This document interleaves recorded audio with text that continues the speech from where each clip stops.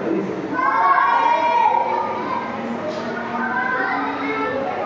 baik, bismillahirrahmanirrahim. Assalamualaikum warahmatullahi wabarakatuh. Waalaikumsalam warahmatullahi wabarakatuh. Semangat sekali ya hari pertama di kelas 8. Nah, sebelumnya perkenalkan dulu nama Bapak Renaldi. Di sini Bapak mengajar bahasa Indonesia di kelas 8. Nah, Bapak harap ketika kalian sudah naik ke kelas 8 ini, kalian semakin semangat dalam belajar ya. Dan Bapak juga berharap apapun sesuatu yang buruk ketika kalian lakukan di kelas 7 kemarin, kalian tinggalkan, kalian berubah menjadi lebih baik. Sebelum memulai pembelajaran hari ini, marilah kita berdoa bersama-sama. Bapak akan menunjuk salah satu anak ya untuk memimpin doa, oke? Ya. Mungkin Mas yang di depan, ya silakan. Baik, terima kasih Pak. Ya. Sebelum mulai pembelajaran, kami meminta berdoa untuk rekan-rekan seperti juga di Bali. Sudah selesai. Terima kasih. Ya. Sebelum kita mulai pembelajaran, Bapak izin untuk presentasi terlebih dahulu ya. Karena di sini Bapak juga belum kenal ya sama anak-anak Bapak yang lucu-lucu dan cantik ini ya. Oke, yang pertama absen 1 Kak Rika. Oh ya. Lalu ada Reni. Ya. Lalu ada Fajar. Oke, terima kasih ya semua ya Kak ya. Langsung saja ya kita ke pembelajaran hari ini. Sebelumnya ada yang tahu kita akan belajar apa hari ini? Itu Pak. Sudah ada di layar ya. Teks eksplanasi. Sebelumnya ada yang tahu teks eksplanasi itu apa? Nggak tahu ya? Mungkin ya? Ya. Saya Pak. Ya. Teks eksplanasi itu teks yang berupa fenomena atau sebuah peristiwa. Iya. Fenomena. Ya, benar, pintar sekali saja. Teks eksplanasi satu kata kuncinya adalah fenomena. Mungkin ada yang bisa mengartikan lagi fenomena itu apa sih? Ya, ya, jadi fenomena itu adalah peristiwa yang bisa terjadi di dunia nyata, yang bisa ditangkap dengan panca indera kita. Jadi, teks eksplanasi adalah teks yang menjelaskan terkait dengan proses terjadinya suatu peristiwa, baik fenomena alam, sosial maupun budaya secara logis dan sistematis. Jadi sembari Bapak menjelaskan, saya dicatat ya. Nah, jadi teks eksplanasi itu berfungsi untuk menjelaskan bagaimana sih terjadinya proses suatu fenomena itu, bagaimana sih proses terjadinya suatu peristiwa itu secara logis dan sistematis. Ya. Lalu ada tujuan. Adanya teks eksplanasi itu untuk apa sih sebenarnya? Tujuan adanya teks eksplanasi itu untuk memberi penjelasan terkait mengapa dan bagaimana sesuatu itu bisa terjadi. Jadi di dalam teks eksplanasi itu nanti dijelaskan bagaimana sih terjadinya sesuatu hal itu, mengapa hal itu bisa terjadi. Selanjutnya ada ciri-ciri teks eksplanasi, mungkin ada yang bisa bantu Bapak untuk membacakan. Siapa? Ya, silakan Reni. Ciri-ciri teks eksplanasi yang pertama membahas peristiwa yang bersifat faktual, yang kedua mengandung tentang peristiwa, ketiga menggunakan kata kunci kepastian, penggunaan kalimat pasif berdasarkan objek dan tidak berisi. Ajarkan atau Ya, terima kasih. Jadi ciri-ciri dari teks eksplanasi yang pertama itu membahas peristiwa bersifat faktual, jadi bukan bersifat fiktif ya atau imajinatif. Jadi yang dijelaskan di dalam teks eksplanasi itu fakta sesuai yang ada di kehidupan nyata seperti itu. Lalu teks eksplanasi itu mengandung urutan. Jadi di teks eksplanasi itu dijelaskannya itu secara urut, tidak lompat-lompat, tidak dari belakang ke depan, tidak dari tengah ke belakang, tapi urut dari awal, tengah, dan akhir. Lalu teks eksplanasi itu juga menggunakan kata hukum Jadi di dalam teks eksplanasi itu nanti dijelaskan pertama sebabnya itu apa terkait kejadian itu. Lalu akibat dari adanya kejadian itu apa? Nah itu dijelaskan di dalam teks eksplanasi. Lalu teks eksplanasi itu juga menggunakan kalimat pasif. Nah, sudah pernah dengar kalimat pasif apa belum? Sudah. Mungkin ada yang bisa menjelaskan kalimat pasif itu apa? Ya, ketika ya benar.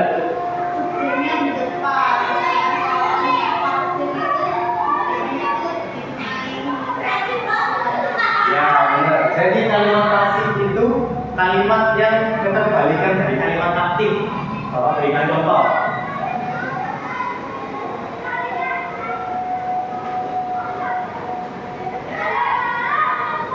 Contohnya, aku makan soto.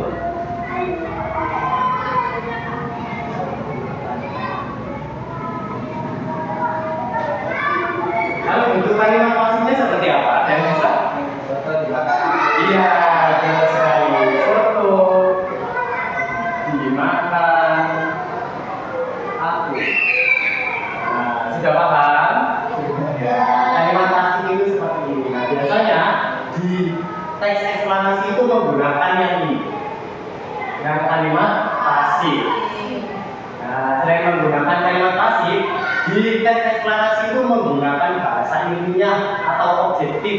Jadi bahasa-bahasa yang digunakan itu bahasa-bahasa yang akademis, bahasa-bahasa yang tidak menggunakan imajinasi, bahasa yang bisa dibuktikan secara data dan ilmiah. Lalu ciri-ciri eksplanasi selanjutnya yaitu tidak berisi ajakan atau opini pribadi. Nah, jadi eksplanasi itu berisinya fakta, bukan ajakan ataupun pendapat secara pribadi. Nah, lalu ada struktur dari teks eksplanasi. Yang pertama ada pernyataan umum. Biasanya pernyataan umum itu merupakan suatu definisi secara global, definisi secara umum. Jadi di paragraf pertama di paragraf pertama teks eksplanasi itu biasanya menggambarkan sesuatu secara sederhana. Contohnya, misal teks eksplanasinya menjelaskan mengenai banjir. Nah, di paragraf pertama pernyataan umum biasanya tertulis seperti ini. Banjir adalah seperti itu. Nah, pernyataan umum itu berupa definisi secara sederhana. Lalu yang kedua ada deretan penjelas. Nah, setelah dijelaskan secara sederhana, secara global, setelah itu ada deretan penjelasnya. Nah, di deretan penjelas ini ada yang namanya sebab dan akibat. Nah, di deretan penjelas inilah inti dari teks eksplanasi. Jadi di deretan penjelas ini dijelaskan semuanya, sebabnya, akibat dari suatu kejadian itu apa, itu dijelaskan semua di situ. Lalu yang ketiga ada interpretasi. Ada yang tahu interpretasi itu apa? Menjabarkan Pak. Iya. Nah, bisa dibilang benar ya, karena sebenarnya interpretasi itu adalah simpulan atau pendapat akhir. Biasanya di situ kita menyimpulkan bagaimana sih tadi terkait penjelasannya, sifat akibatnya itu disimpulkan di interpretasi. Nah, lalu ada kaidah kebahasaan teks eksplanasi. Yang pertama menggunakan kata teknis. Ada yang tahu kata teknis itu apa? Tahu? Kata teknis itu ketika kita mengatakan suatu kata, memberikan suatu kata, kalian itu tergambar dengan konsep keilmuan tertentu. Contoh, ketika Bapak memberikan kalian kata ini, yang terbayang di benak kalian apa?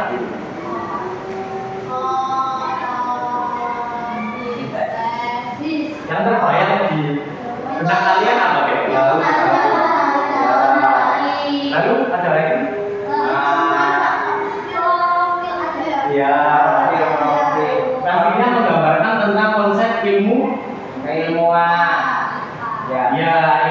IPA. Nah, itu namanya kata teknis. Ini contoh kata teknis. Jadi ketika kata itu terucap, kata itu tertulis lalu kalian baca, kalian itu tergambar dengan satu konsep ilmu tertentu. Nah, itu namanya kata teknis. Paham? Nah, lanjut. Lalu menggunakan kata kerja material. Nah, baru lagi. Kata kerja material itu apa? Bukan. Iya, benar. Kata kerja material itu adalah kata yang berisi kata kerja. Dan contohnya, tapi kata kerjanya itu disifatkan kepada suatu benda. Nah, contohnya mencair. Nah, ini namanya kata material. Kata kerjanya itu disematkan kepada suatu benda. Ya, es batu mencair. Lalu selanjutnya menggunakan kata penghubung kausalitas. Nah, kausalitas itu apa? Ya, pinter. Sebab kita tadi sudah dijelaskan ya. Lalu menggunakan kalimat pasti. Tadi sudah dijelaskan. Ya. Nah, materinya sudah selesai. Sekarang memasuki sesi tanya jawab. Ada yang ya, silakan Kak.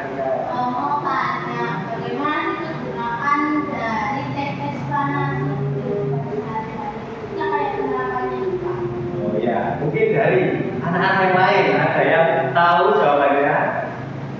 Teks eksplanasi itu di kehidupan nyata itu fungsinya apa sih? Tahu nggak? Nggak tahu, nggak ada yang tahu. Nah, oke, kalau nggak ada yang tahu, biar Bapak jelaskan ya. Teks eksplanasi itu di kehidupan nyata biasanya digunakan sebagai yang pertama bisa digunakan sebagai bahan penelitian karena teks eksplanasi tadi kan berupa fakta, bisa digunakan untuk meneliti. Misal kalian ingin meneliti mengenai dampak banjir contohnya, bisa menggunakan teks eksplanasi. Lalu yang kedua, bisa juga digunakan untuk menulis berita. Kalian tahu blog berita nggak? Tahu? Ya, biasanya digunakan seperti itu. Digunakan sebagai bahan untuk menunjang karya-karya ilmiah. Sudah terjawab? Sudah, Pak. Terima kasih. Sama-sama. Ada yang ingin bertanya lagi? Ya, sudah paham ya? Kalau sudah paham, kita masuk ke sesi diskusi. Di sini Bapak jelaskan dulu ya. Untuk sesi diskusi ini, Bapak ingin melihat bagaimana sih keterampilan kalian dalam berbicara. Lalu untuk penilaiannya nanti itu secara berkelompok. Jadi satu kelompok nanti terdiri dari 3 orang. Oke. Ya, untuk kelompoknya ini kalian mau pilih sendiri atau Bapak pilihkan?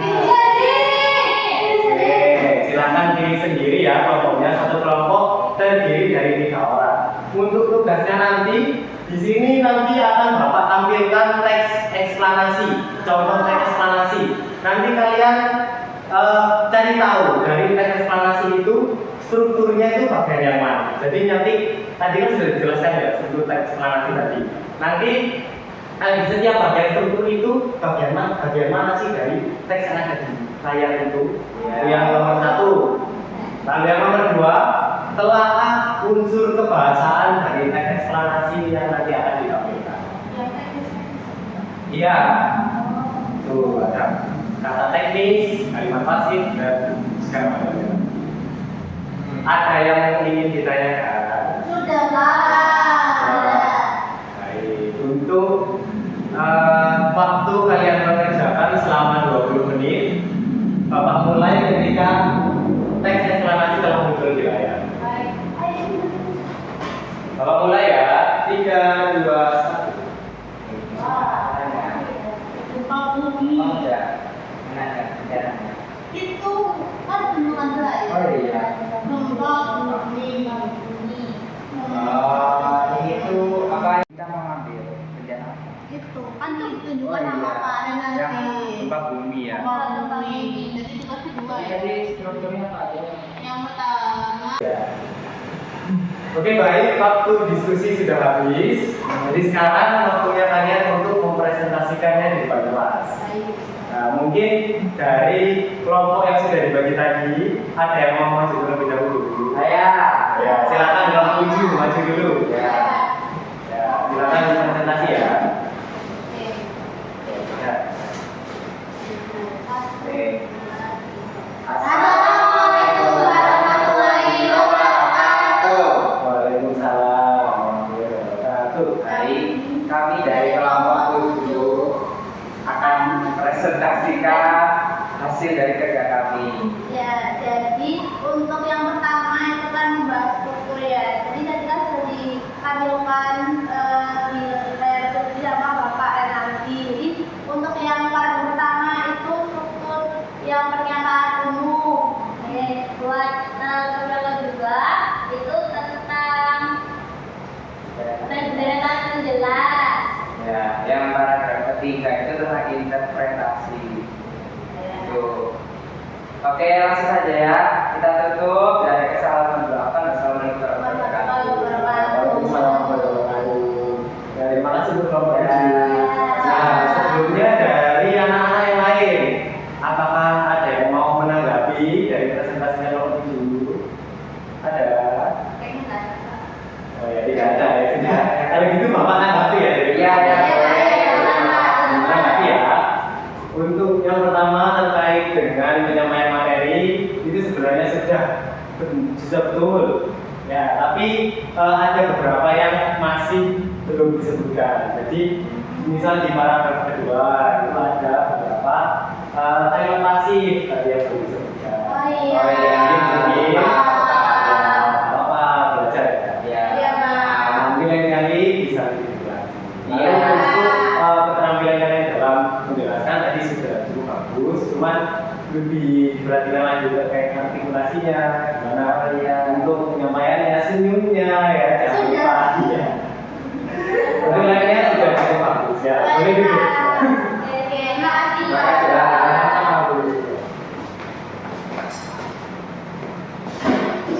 Ya, karena tadi sudah ada presentasi, sudah menanggapi dan lain sebagainya. Lalu kita sampai pada tahap kesimpulan. Mungkin ada yang mau menyimpulkan terkait materi tadi ini? Yang mau menyimpulkan? Atau mau Bapak tunjuk? Ya, boleh. Ya, Bapak tunjuk ya. Kamu ini bisa saja. Ya. Oke, kesimpulan pada hari ini yaitu teks eksplanasi itu teks yang berisi fenomena atau sebuah peristiwa yang terjadi secara nyata dan juga fakta gitu loh Pak. Ya, terima kasih Pak Jamal. Ya, sudah disimpulkan, maka pembelajaran hari ini telah selesai. Sebelum kita tutup pembelajaran hari ini, mungkin Bapak minta satu anak untuk merefleksikan pembelajaran hari ini. Mungkin ada yang mau merefleksikan pembelajaran hari ini?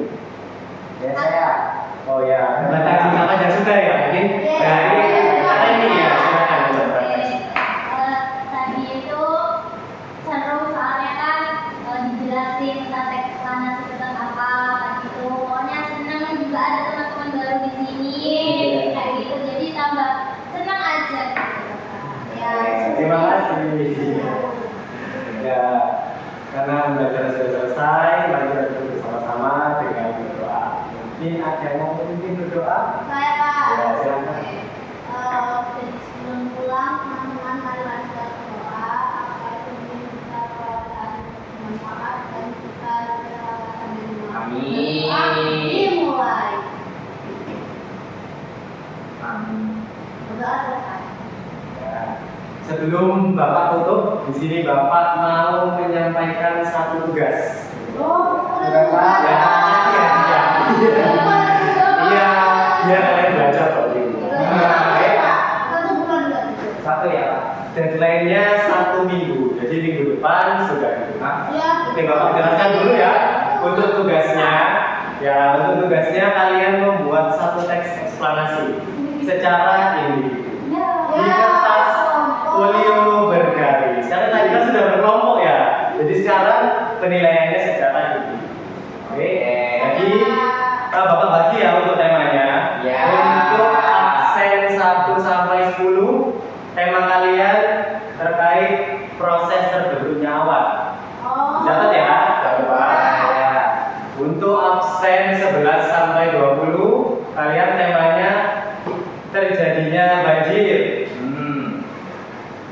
Sudah ditulis? Ya.